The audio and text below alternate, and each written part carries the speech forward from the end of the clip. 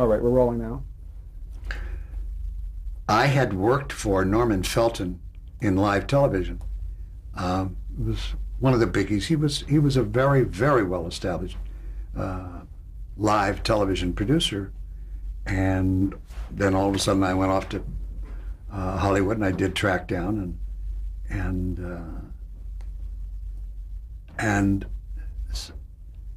then I one of the things I got hired to do. Let's get to Norman Felton in a second. One of the things that I'd been hired to do as a freelance actor was Kane's 100. Most people don't remember Kane's 100, but it was a wonderful concept about an attorney for the mob whose wife is murdered inadvertently by mob members, and he swears revenge. And he's going to take out, one by one, as an attorney, the top 100 mobsters. That would take them through 3 years, easy. So everything was planned on 3-year increments when it was a series in those days. And that was the title, Kane's 100. I was hired for one. Tommy Grice hired me because he had written this episode. And I did it. While I was doing it, I was looking around, and oh Lord, the producer, I'll think of it, I know I'll think of it in a second. Paul Monash? Paul Monash. We were chatting, and that was nice, and all of a sudden something hit me, and I turned to him and I said, Paul, I think I've got a great concept for you. He said, give me a page. So I went home that night. We're still shooting. And I went home that night. I wrote the page. I took it back the next day. He was curious. I gave it to him. He said, write it. Finished that episode, kept writing and writing and writing and writing. But I really was in good shape, and I completed this in about 3 weeks, which is not good for most people, but very good for me. It usually takes me a month. Whether it's an hour or 2 hours, it usually takes me a month. Rewriting, mostly. And I finished it and turned it into him, and it was clear that I was the lead. And it was clear that I wanted Tommy Grice to direct it, which he did. Monash said, it's on the schedule. I said, well, now wait, just a second. I want you to know there's stuff that I can rewrite. And there's stuff that I've left out. And I can really slant it more to bring your leading man in. He said, don't bother.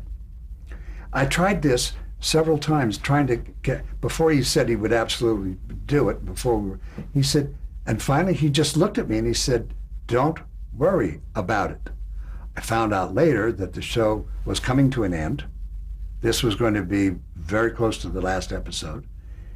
He held the leading man actor responsible for the cancellation of the show. And he didn't care whether the leading man was in or out. We did the show, and I played Sinatra so close that it was obvious. And in the story, there was a character who resembled a guy who was, one of the guys from Vegas and who ran the hotel. And Sammy Davis, who was my first friend I made in Los Angeles, was going to do a cameo for me. And he was going to do my voice as Frank. First of all, I said, Sammy, you got to teach me how to sing like Frank. And he said, oh, shut up. I'll do the voice for you. I'll send it to you. Anyway, he did. And I did what I did, and it was kind of cool, really good stuff.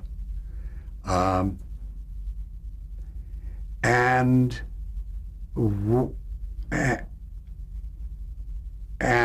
he also did a two-scene cameo to give it validity in that genre of the entertainer. And out of that show, something I'm missing here, but I'll get it probably before I get finished.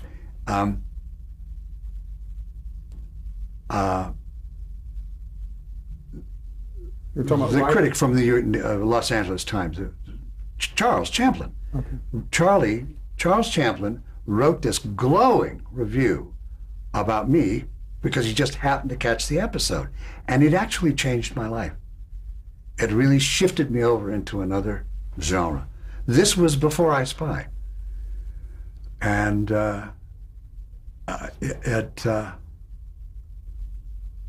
was a remarkable experience because I just walked in and I happened to talk to like the one kind of producer at the right time in his life and in the life of the series where he said, sure, you couldn't possibly do anything like that today. It's the idea is just a fantasy.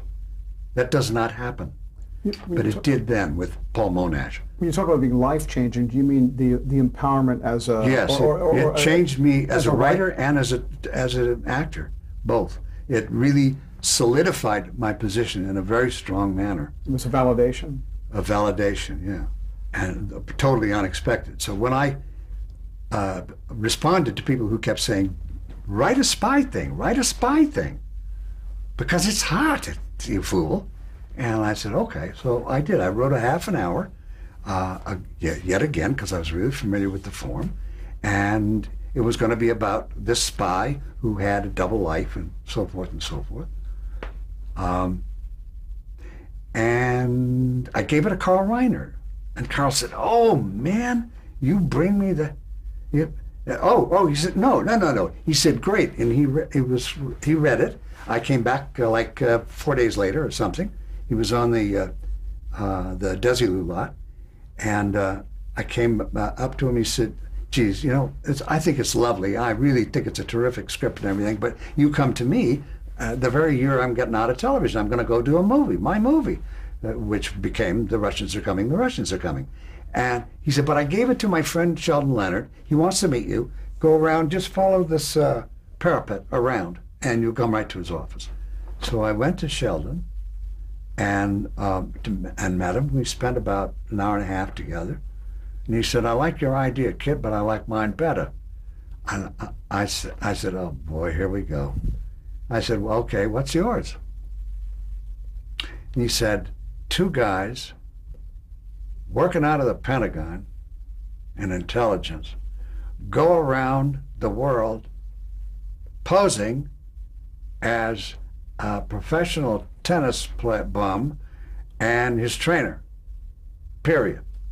One of them's black, period. I said, you're right, your idea's better. So we talked some more, and he started to warm to the subject, and what I had written became the foundation of an episode called The Tiger in I Spy, which I broadened from a half an hour to an hour to fit in. That legitimately brings us around to I Spy. And I said to him, look, after about a month goes by, I said, look, I want to wait for you, and I love this, and I want to believe in it and everything, but I've got a family to feed, and how long am I going to have to sit around and wait? He said, not long, not long. But he and I both knew all of the black performers that there were in the talent pool, the gene pool, in the business, New York and Los Angeles. And there wasn't anybody who could play that part right. So we waited.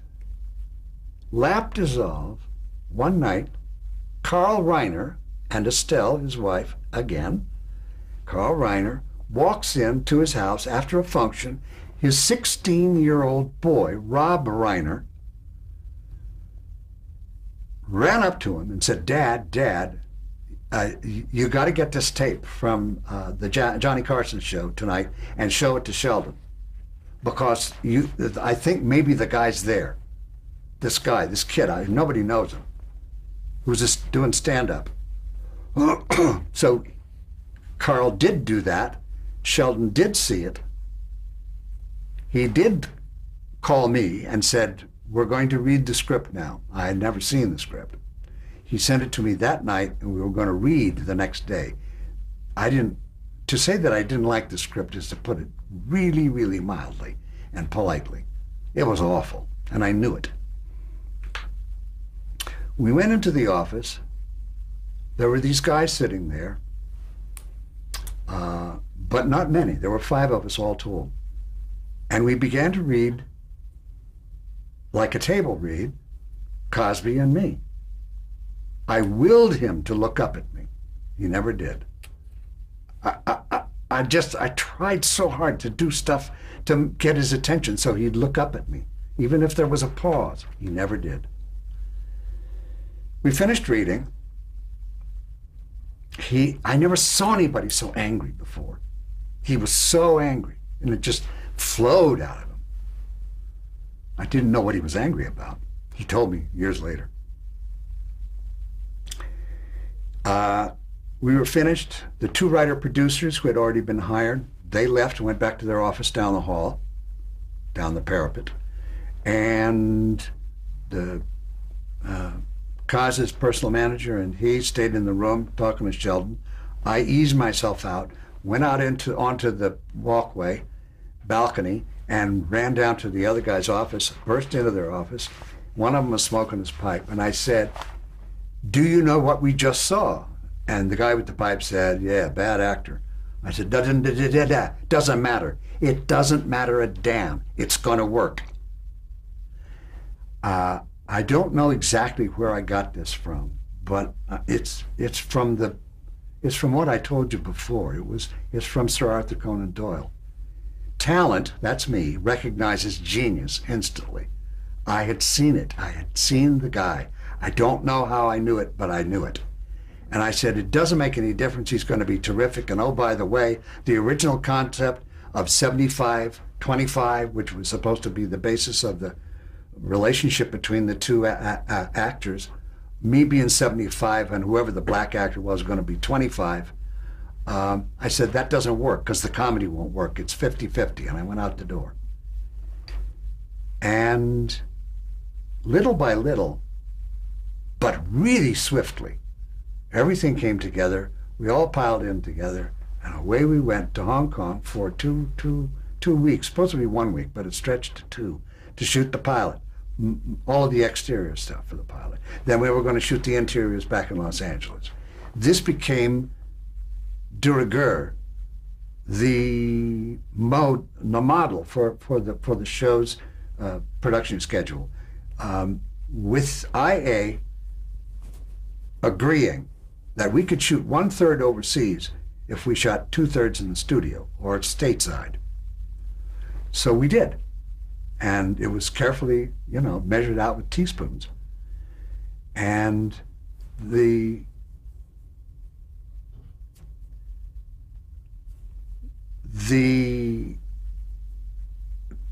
couple nights before we left Hong Kong to come home, I went to Fuad Said, who was the cinematographer and responsible for sound.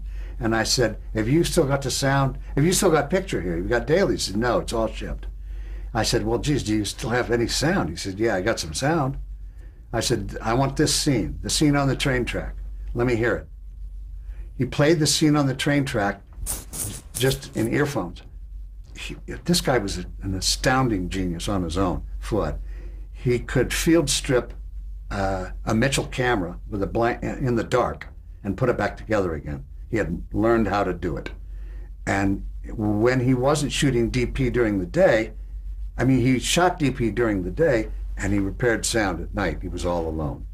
At the end of the first year, he had to check himself into a sanitarium in Switzerland because he had worn himself out. And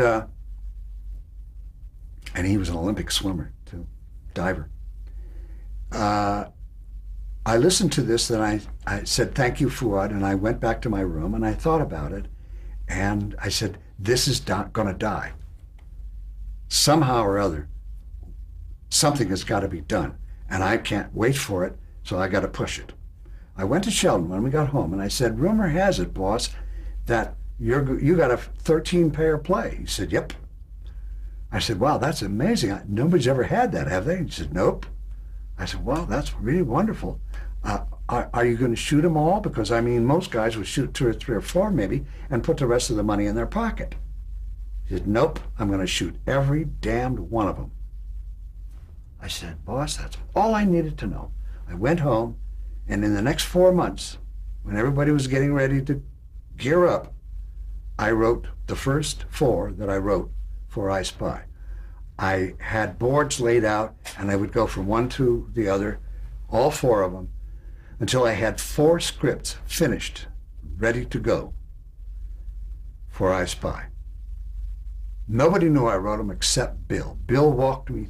I called him, and we would spend a minimum of 60 minutes on the phone together. We didn't know each other worth a nickel. 60 minutes on the phone together every single day, Saturdays, Sundays included, because we were working against a deadline he didn't understand, because that's what he had been so angry about. He didn't know what he was doing. He was in a room reading a script. He'd never read a script before in his life. Brightest man I've ever known.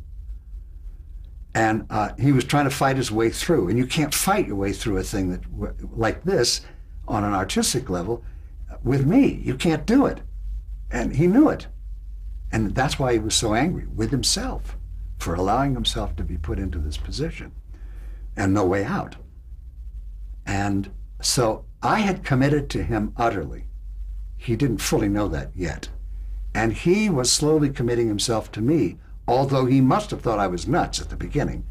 But he didn't know the real reason, the way that everything worked in the business, how the tinkers to evers to chance, how the nuts and bolts worked with regard to getting things written. And I was just taking the bull by the horns because I did know how it worked, and I just bypassed it all. And I wrote these under the table. When they were all finished, if I hadn't had Bill to bounce off of every day with his incredible logic, incredible sense of logic, I never would have been able to pull it off. But I did. Even when he didn't know what I was doing, he was still behind me, and I could feel it. So when I was finished, I handed in the first one.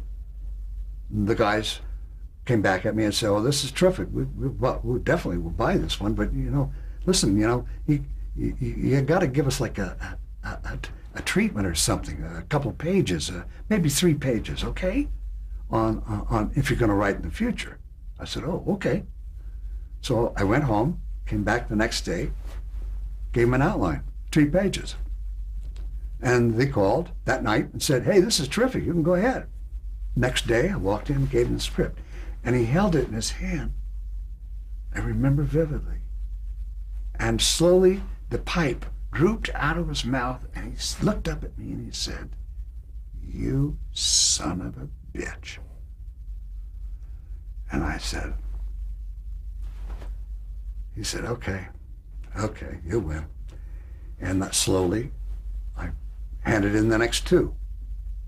And 3 of those were in the first group of 9.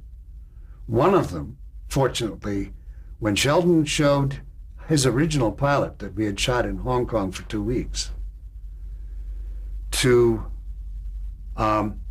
whoever was running the programming for the network at that time, the guy hemmed and hawed, said, "Have you got anything else?" I said, "Well, there's one that's without no effects track, no music." I said, "Well," so he showed it to him. That became the pilot. He said, "Well, I guess we can go with that." And it was called So Long, Patrick Henry, and it starred Ivan Dixon. I had started out writing it for Sammy Davis because I'd always promised him a role, and I realized in the middle of it, A, he couldn't play decathlon. He wasn't big enough, and there was a possibility he might not have been able to act it either, because he became, as an acting challenge, much more complex than I had intended it at the beginning. It just opened up that way. So Ivan played the part, and he did a wonderful job. That became the pilot for I Spy. It was the first show on the air, de facto pilot. The pilot that Sheldon had created, we buried in Christmas week.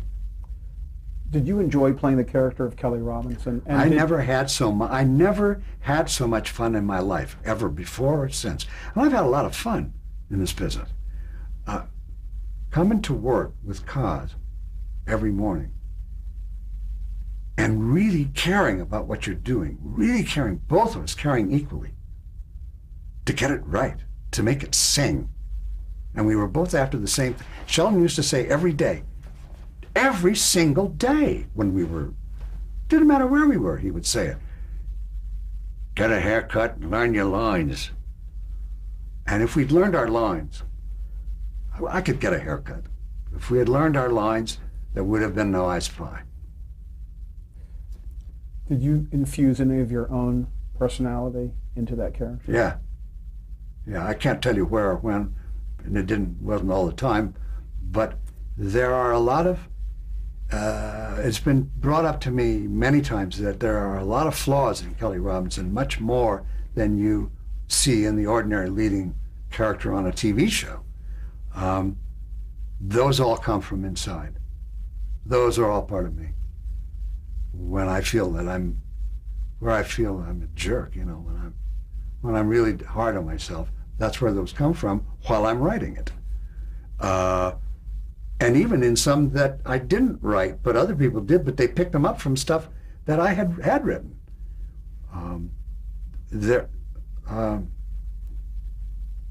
I can't exactly remember. Every time I think of an example, it isn't quite perfect enough, so I don't know.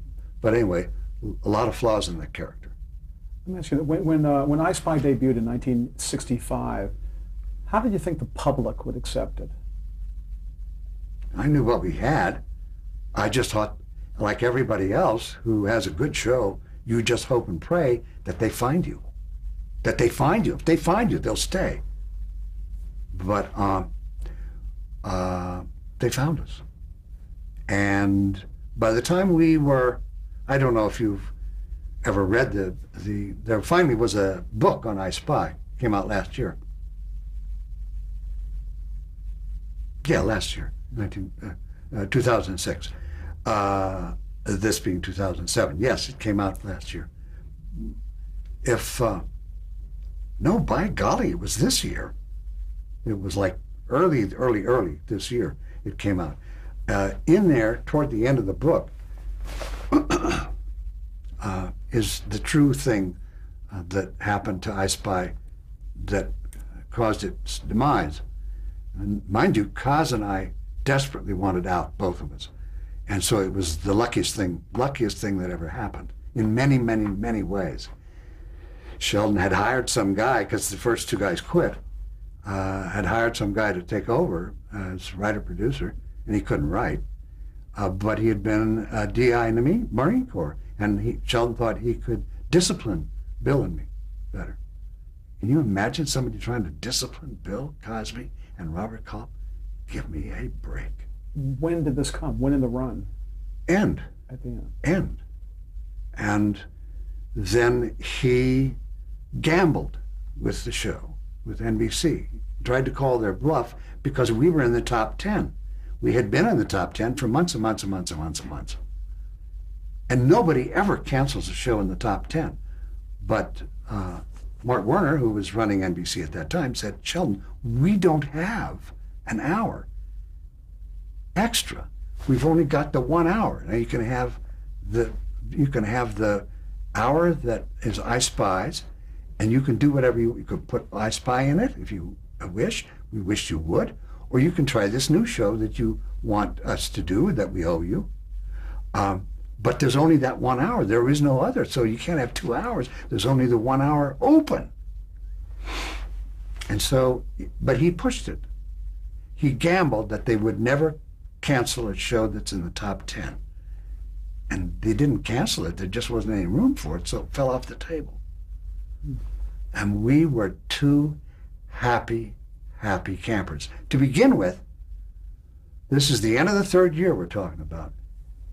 Kaz and I had never had so much as an eye flicker, an eyebrow raised in disagreement on anything, private, personal, professional, on screen, off screen, whatever. Never had had a hint of an argument. And all of a sudden, in the third year, we were really tired. And we had an argument. And I stopped in the middle of it, and so did he. And we both said, holy smoke, what's going on? We were tired. We wanted out. We were on a short fuse. And so that's what happened to I Spy at the end. We were in the top 10 when the show got pushed off the table. Did the critics like I Spy? Critics in those times weren't very analytical. Yes, they did, or they thought, oh well, here they are again, and aren't they getting too cute, and aren't they getting to whatever they're getting? And the same thing happens to Carol Burnett, and the same thing happened to Lucy, and time goes by and you say, holy smoke. No, if there was anything wrong with I Spy, it was in the writing. The stories weren't that good, and some of them were really banal, all except the stuff that I wrote, which in the DVDs, boxes 20 and 21, the Robert Culp collection, the ones I wrote and or directed. What effect did traveling and shooting around the world have on the schedule? Well, as I said earlier, it's 1/3 overseas, 2/3 in the studio or stateside. That was the agreement with the IA, and we stuck to it. That means that when we went overseas, we went to be able to afford it financially, which no one had ever done before, never before, never since. Nobody's ever been able to successfully to shoot overseas on an American television show. We are the only one who ever figured out how to do it. Sheldon is the only guy who ever figured out how to do it. Sheldon was the best general for his troops that ever walked the face of the earth. We went first cabin everywhere, and we went 6 weeks overseas and 12 weeks in the studio. So how did you do that? But the way we did it was we never stopped, because you always catch up to your own tail by the end of the season. Did you shoot parts of shows? Yes. I mean, all the exteriors were shot overseas. It was all exteriors. Then we would match. That's one of the things that gave it a little bit of a stiffness that wasn't too cool most of the time, because it entailed a kind of shooting that we didn't get overseas, and sometimes we didn't get it here either. Inventiveness to give it a certain fluidity when you stepped in off the street into a room or a shop or a hotel or whatever. Hotels are easier. That's kind of hard to do, but that was the deal. 6 weeks overseas and 12 weeks here, and then off we would go again. Okay. We're going to change tape. Okay.